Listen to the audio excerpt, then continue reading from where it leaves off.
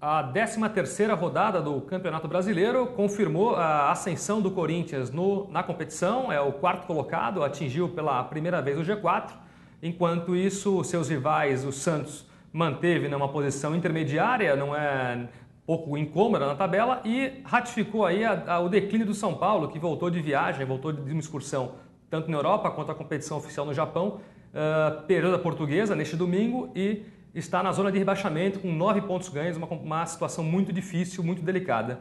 Ao meu lado, para comentar a rodada do Brasileirão, o Luiz Antônio Próspero, editor de esportes do estado de São Paulo. Vamos falar um pouco aqui dessa rodada para os paulistas. Próspero, o que você acha que tá mais complicado? É o São Paulo, essa situação muito delicada após a excursão?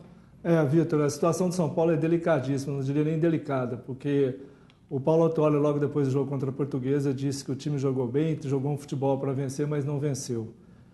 Aí quando começa com essas desculpas, assim, jogou, poderia ter vencido, não venceu, se o Aloysio não tira aquele gol do Paulo Henrique Ganso de falta, ele foi lá e meteu a mão, a bola já ia entrar. Se o Rogério Ceni não tivesse perdido o pênalti, se o C, quando começa muito por esse lado, dá para a gente ter uma noção exata de que a coisa está feia.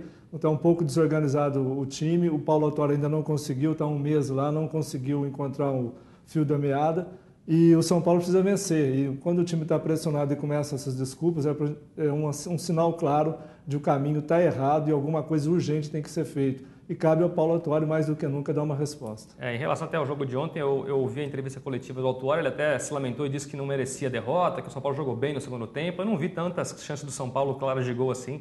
No segundo tempo, achei que o São Paulo jogou, no máximo, poderia empatar com a Portuguesa e olha lá. Agora, aí também ele tem que administrar o caso do Rogério Ceni, que o Ney Franco não conseguiu e também a bomba caiu de novo nas mãos do novo treinador do São Paulo. Também é uma situação um pouco complicada. A verdade é que o Rogério Ceni está numa fase já de final de carreira, tem perdido os pênaltis, tem tomado alguns gols e ainda quer mostrar que ele é o grande líder, que é o grande mentor do São Paulo, achando que tudo tem que ficar nas costas dele e ele levar o time e carregar o time. Não é bem isso. Ele já está num momento difícil da carreira dele, nem os pênaltis, que era uma coisa assim quase que mortal quando ele batia, ele não está conseguindo mais fazer isso.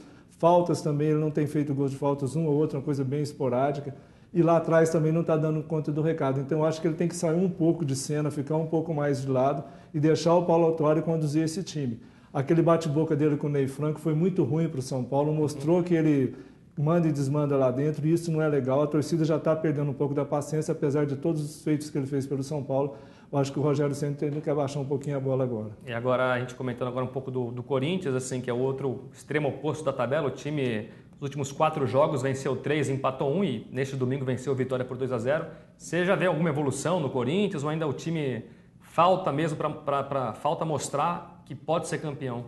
Não, o Corinthians está no caminho certo, quer dizer, vamos ver o próximo jogo, porque o Corinthians tem feito assim, grandes jogos, depois no outro jogo cai um pouco, deixa a desejar, o ataque quase não funciona, fica muito lá atrás, como foi contra o Santos no empate lá na Vila, mas contra o Vitória mostrou já um certo progresso, o time foi para frente, fez os gols, em nenhum momento recuou. Eu acho que o Corinthians está no caminho certo e também deu muita sorte nessa rodada com os resultados, né? O Botafogo empatou, o Atlético Paranaense e Internacional que poderiam passar, o Corinthians teve um empate, o Coritiba perdeu em casa, o Cruzeiro empatou com o Santos em casa.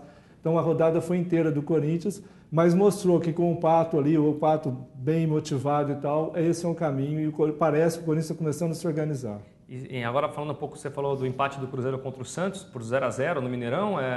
Agora, você acha que o Santos tem algo a mostrar nesse brasileiro ou vai ficar nessa 12ª, 14ª posição, nesse meio de tabela? Então, a situação do Santos é um pouco estranha, né? Enquanto não se definir se vai ter um treinador efetivo ou não, a coisa fica um pouco difícil. E jogou como time pequeno contra o Cruzeiro, conseguiu um empate, que era o que dava. E o caminho do Santos é mais ou menos esse, enquanto não se definir se vai ter um treinador efetivo ou não. E agora a gente também, para a gente comentar um pouco do Palmeiras, né, que venceu mais uma vez pela Série B no sábado. O Palmeiras já subiu com folga, né, Próspero?